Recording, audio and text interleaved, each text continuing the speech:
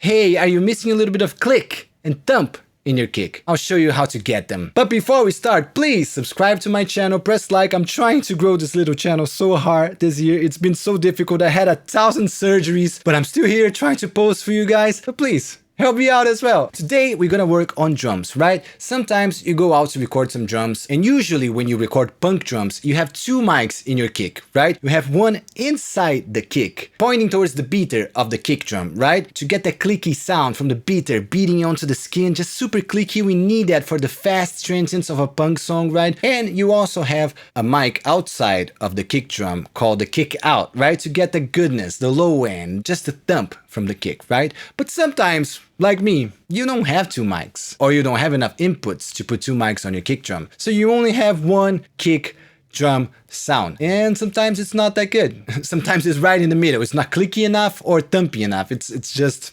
So I'll show you this example now. Just listen to the basic drum sound we have here today. Nothing wrong with it, but the kick's quite flimsy. It's not very strong. It doesn't really hit you in the chest, and you need your kicks to hit people on their chest so they feel it. They gotta feel your kicks. The secret of a good kick is a kick that's felt by the masses, right? So how are we gonna do this? Well, listen to the difference when I just come here and pull up my effects chain that I'm gonna teach you how to do today. Just listen to the difference. This is before. And this is after with the effects.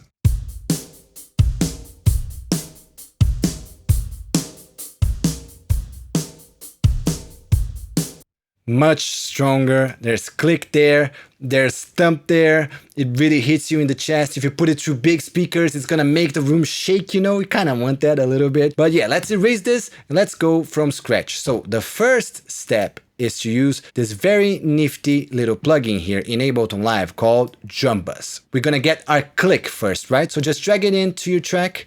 And see, we don't need the drive right now. All we're gonna mess around with is this transients knob right here. If we put this up like this, we're gonna be exaggerating the transients. If we put this down, we're gonna be subduing the transients. To get more click, we're gonna put it up. But we gotta do it tastefully because this can be quite an unnatural process. So if you put it all the way up like this, just listen to how weird it sounds. It's just too much click, actually. There is such a thing as too much click. So let's put it down and let's pull it up tastefully, right?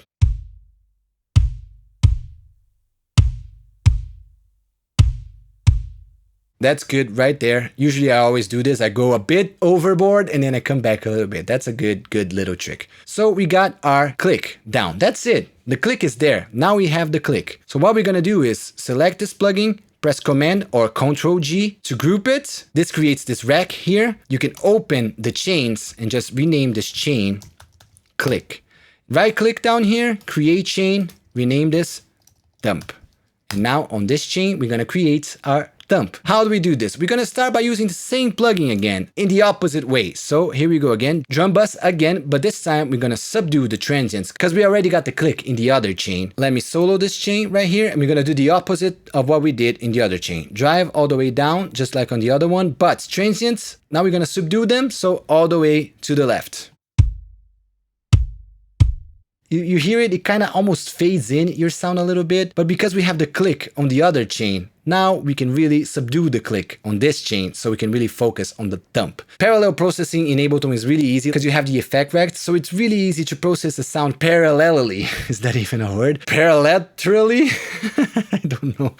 This is my second language, come on. Anyways, it's really easy to do parallel processing in Ableton because you can use just one track and use an effect rack to do parallel chains like this. Anyways, back to the thingy. So we subdued the transients a lot, and you see this damp knob here. This damp knob is gonna damp literally the sound above this frequency. So the click is a high frequency. So if we turn this down like this to lower frequencies, it's gonna damp the click even farther. Just hear it. Now this almost sounds like a sub mic. Sub mic is a very specific mic drummers use to get the sub from their kick drums. It's basically a reversed speaker. It almost sounds like that. I've used one many times and it kind of sounds like that, but we gotta exacerbate that even more. So we're gonna go here and get a channel EQ, put it right after it, put the lows up a bit more, and just mids and highs down because we're really focusing on this thump down here.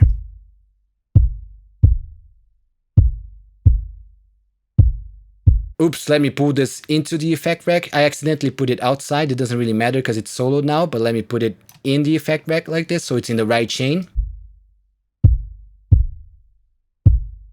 You see, this now really sounds like a sub-kick mic. But let's continue getting our sound. Now we're gonna smash that kick a little bit with some glue compression. So let's just find the glue compressor up here and put it after this one. And put a fast attack, fast release, high ratio, and just smash it a little bit.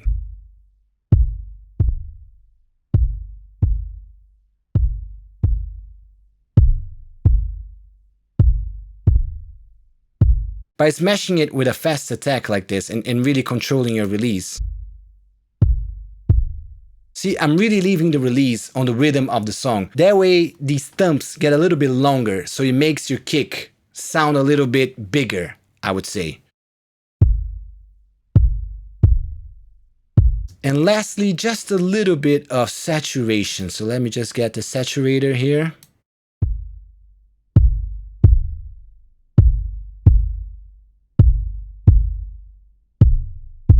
Just getting more aggression out of this plugin a little bit.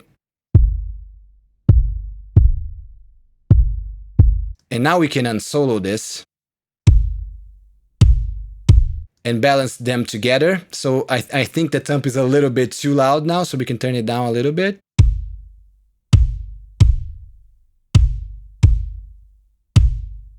That sounds good to me. Let's unsolo it and hear it in the mix.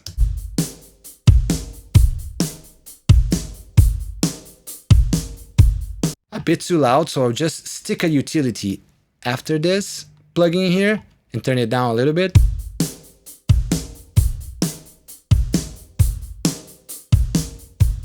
I'll try to volume match it with the other kick. So this is the raw kick.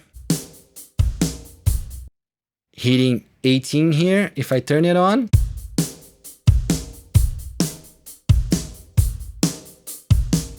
It's about the same here, so let's hear a before and after. This is before.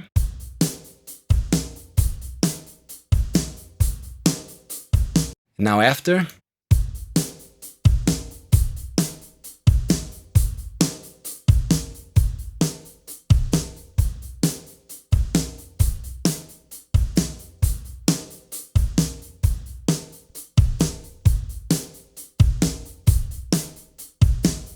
And there you go, that's it. Did you hear how it went from a distant, kind of flimsy kick to a more present and thumpy kick? And all that done with one track, one mic, parallel processing. That's it. Really simple, isn't it? That's why the power of audio effect racks are really important in Ableton Live, because it really can lead you to taking a sound that's just mediocre to something that's really special without having to have multiple copies of it on your track list. You know, it's just one track, parallel processing in it, doing a bunch of things. It's almost like you have more than one mic. It's super cool. I hope this video was useful to you. Please press all the buttons around me in this world that help me, and I see you all next time. Thank you and bye.